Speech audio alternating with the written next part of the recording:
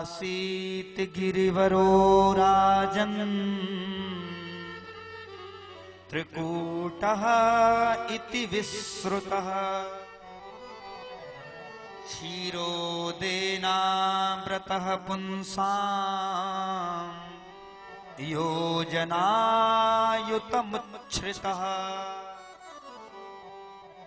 एक बहुत बड़ा पर्वत है जिस पर्वत का नाम है त्रिकूट पर्वत। इस पर्वत को त्रिकूट इसलिए कहते हैं क्योंकि इस पर्वत के 3 बड़े बड़े शिखर हैं और इसी त्रिकूट पर्वत पर एक घना जंगल है और उस जंगल में एक हाथी अपने परिवार के साथ रहता है।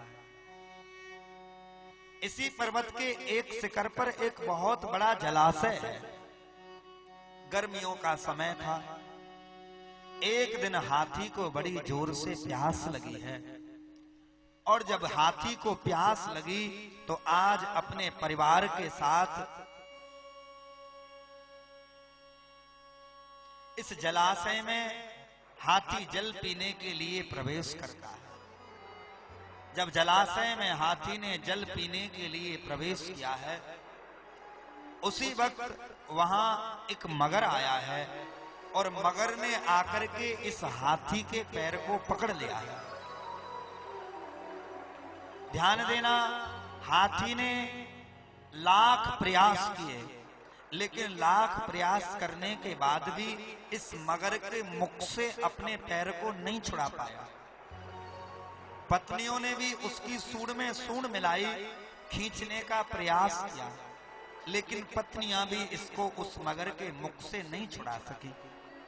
बच्चों ने भी प्रयास किया लेकिन बच्चे भी इस हाथी को उस मगर के मुख से नहीं बचा पाए। अंततः सारा का सारा परिवार इस हाथी को उसी जलाशय में छोड़ करके अपने घर लौट आया। ध्यान देना, ये जो कथा है ये और किसी की कथा नहीं, ये सब हमारी कथा है। जो स्थिति इस हाथी की है वही स्थिति इस संसार की है। ध्यान देना, ये सरोवर और कोई नहीं, ये संसार ही सरोवर की तरह है। इसमें रहने वाला प्रत्येक जीव हाथी की तरह है। और ध्यान देना, ये मगर और कोई नहीं, ये मगर ही काल है। जब मनुष्य की काल से लड़ाई होती है तो सबसे पहले वो लड़ाई पैरों से ही शुरू होती है। जिस दिन हमारे पैर काम करना बंद कर दें तो समझ लेना चाहिए कि अब हमारी काल रूपी मगर के साथ लड़ाई आरंभ हो गई। तो बुढ़ापे में सबसे पहले पैर ही काम करते हैं। जिस दिन पैर काम करना छोड़ दें समझ लेना चाहिए कि अब हमारी काल के साथ लड़ाई आरंभ हो गई। और ध्यान देना, जब काल के साथ जीव की लड़ाई होती है तो उस समय संसार इसका साथ नहीं देता। संसार साथ देता ही नहीं जी। जैसे उस हाथी को सभी भव सागर में छोड़ करके चले गए, वैसे ही ये संसार हमें छोड़ करके चला जाएगा। अंततः काल के साथ हमें अकेले ही लड़ना पड़ेगा। काल के साथ हमारी अकेले ही लड़ाई होगी।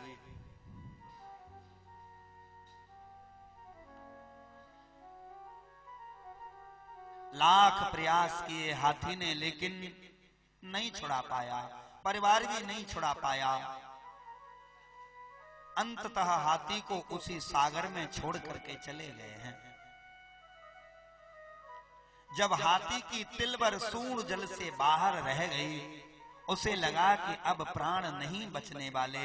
आज अपने प्रभु को याद किया है हाथी ने, और जब परमात्मा को याद किया है, बड़ा सुंदर नाम परमात्मा का लिया है। सबसे छोटा नाम है परमात्मा का हरि। हाथी ने परमात्मा का वही नाम पुकारा और इधर परमात्मा बैकुंठ में मां लक्ष्मी के साथ बैठे हैं और इधर हाथी जलाशय में परमात्मा को पुकार रहा है। और जैसे ही हाथी ने परमात्मा को पुकारा है, इधर भगवान दौड़ने लगे हैं। आज भगवान पादुका पहनना भी भूल गए और नंगे पैरों भगवान जैसे ही दौड़े हैं, लक्ष्मी जी हाथ जोड़ करके भगवान से पूछने लगी, हे प्रभु आप इतने उतावले होकर के कहां जा रहे हैं? हाथ जोड़ कमला कहें और कहां चले ब्रजनाथ, और हाथों कमला ने सुनी और थी सुनी गजनाथ। हाथ जोड़ करके लक्ष्मी जी प्रश्न करती हैं, हे नाथ आप कहां जा रहे हैं?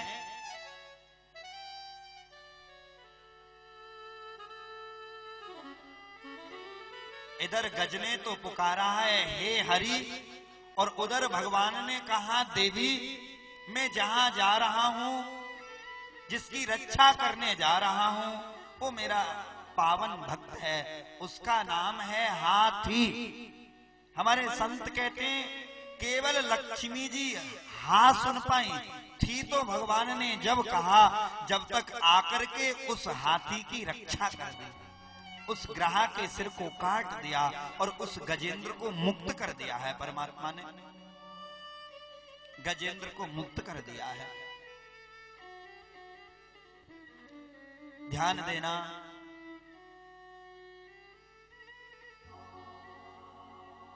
ये हाथी का और मगर का जो युद्ध है ये आज तक चल रहा है। ये युद्ध जीव का और काल का युद्ध है। ध्यान देना, ये जीव का और काल का युद्ध अनादि काल से चल रहा है और ये युद्ध अंततः चलता ही रहेगा। इस युद्ध में जीत कब होगी? जब हम परमात्मा के शरणागत हो जाएंगे। और हाथी जब परमात्मा के शरणागत हो गया तो आकर के परमात्मा ने हाथी की सहायता की है। आकर के परमात्मा ने उस ग्रह के सिर को काट दिया है और उस गजेंद्र को मुक्त कर दिया है। लेकिन भक्तों में इस बात को लेकर के प्रश्न खड़ा हो गया कि इन दोनों में आपस में भाग्यशाली कौन है? ये गज ज्यादा भाग्यशाली है या ये ग्रह ज्यादा भाग्यशाली है? बिंदु जी महाराज ने बड़ी सुंदर पंक्ति लिखी है।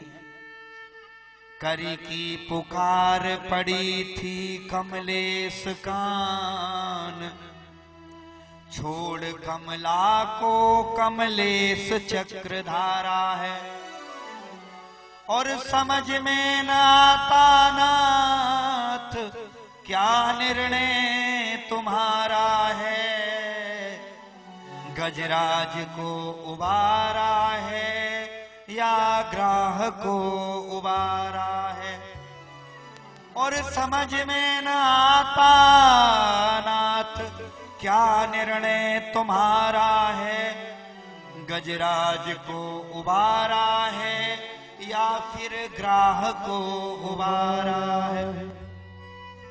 प्रभु आपने इन दोनों में सहायता किसकी की? भगवान ने मुस्कुरा करके कहा कि सहायता तो मैंने दोनों की, लेकिन पहले मैंने सहायता ग्राह की, मगर की। मगर की सहायता भगवान ने पूर्व में क्यों की? मनो भगवान कहना चाहते हैं कि मेरी एक प्रतिज्ञा है, मैं अपने भक्त की तो रक्षा करता ही हूं, लेकिन जो मेरे भक्त का भक्त होता है पहले मैं अपने भक्त के भक्त की रक्षा करता हूं। ध्यान देना, हाथी तो परमात्मा का भक्त है, लेकिन इस हाथी का भी जो भक्त है वो मगर है। मानो परमात्मा कहना चाहते हैं कि मैं अपने भक्त की तो रक्षा करता हूं, लेकिन जो मेरे भक्त के चरणों को पकड़ता है, जो मेरे भक्तों के चरणामृत को ग्रहण करता है, मैं पहले अपने उन भक्तों के भक्तों की रक्षा करता हूं। ऐसे भक्त वत्सल हैं मेरे प्रभु।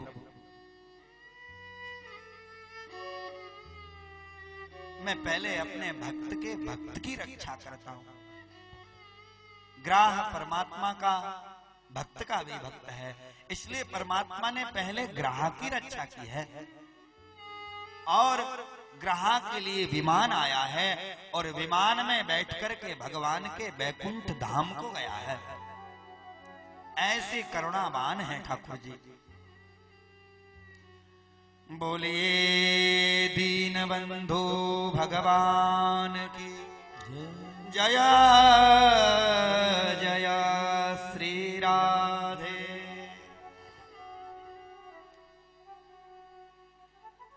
ध्यान देना, ये ग्रह का और ये गज का युद्ध अनादि काल से चल रहा है। अंत में जीत उसी की होगी जो परमात्मा के शरणागत हो जाएगा। हम बीच बीच में बोलते हैं ना, जय जय श्री राधे। मानो हम सब उस हाथी की तरह इस संसार सागर में डूब रहे हैं और जो डूबा हुआ होता है उसके हाथ हमेशा ऊपर की तरफ रहते हैं और वो एक ही बात कहता है, हे प्रभु मुझे बचा लो, मुझे कोई बचा लो, ऊपर की तरफ हाथ फेंकता है। मानो हम सभी इस संसार सागर में डूब रहे हैं।